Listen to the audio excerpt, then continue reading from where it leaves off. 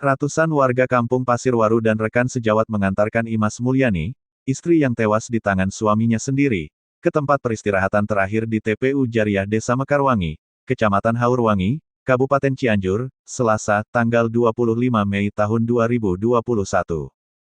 Jenazah Imas tiba pukul 15.50 waktu Indonesia Barat di rumah duka. Ambulans sempat menurunkan jenazah Imas untuk dilihat terakhir kalinya oleh pihak keluarga.